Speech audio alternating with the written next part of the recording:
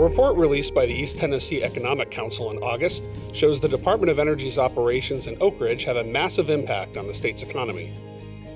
Ongoing research, national defense, and environmental cleanup missions generate an annual economic impact of $7.2 billion to the state of Tennessee and directly employ more than 14,000 workers. DOE ranks among the top 5 employers in the state. Approximately 2,500 of those employees focus exclusively on environmental cleanup projects that are protecting these annual investments and creating new economic opportunities for the community. Our role here, not only are we freeing up one site, which is East Tennessee Technology Park, which is the first gaseous diffusion plant in the world that was cleaned up and took it from a contaminated site with old dilapidated buildings to now it's a site where there's active reindustrialization or new businesses coming in out there to replace the old DOE operations. But in addition to that, both NNSA at Y-12 and Science, the science program at Oak Ridge National Laboratory, have modernization programs and new facilities being built today. Both those programs have about $1 billion of new construction going on over the next several years there. And the EM program is integrated with that, so as soon as we make clean land available, they've got missions coming in right behind us. Nowhere is EM's impact more evident than at the East Tennessee Technology Park.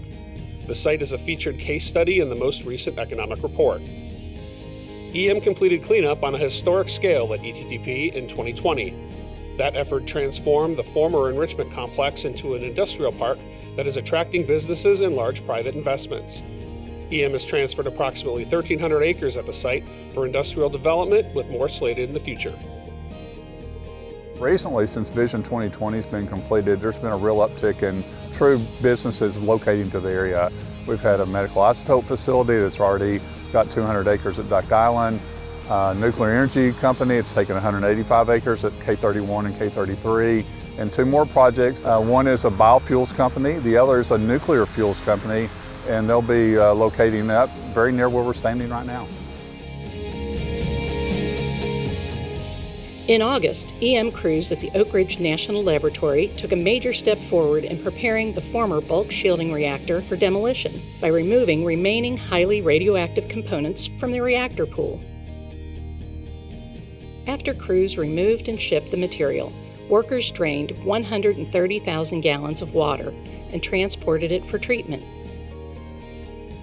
And we will go in and then continue our deactivation activities in order to prepare the building for eventual demolition to clear footprint at the Oak Ridge National Lab.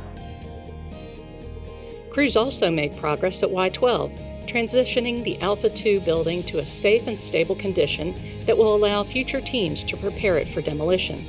The large Manhattan Project-era building stands 3 stories tall and covers nearly 2.5 acres. The facility originally housed equipment for uranium enrichment from 1944 to 1946. Those were deactivated in the early 1950s. However, the building was used for a variety of missions until its final shutdown in the 1990s.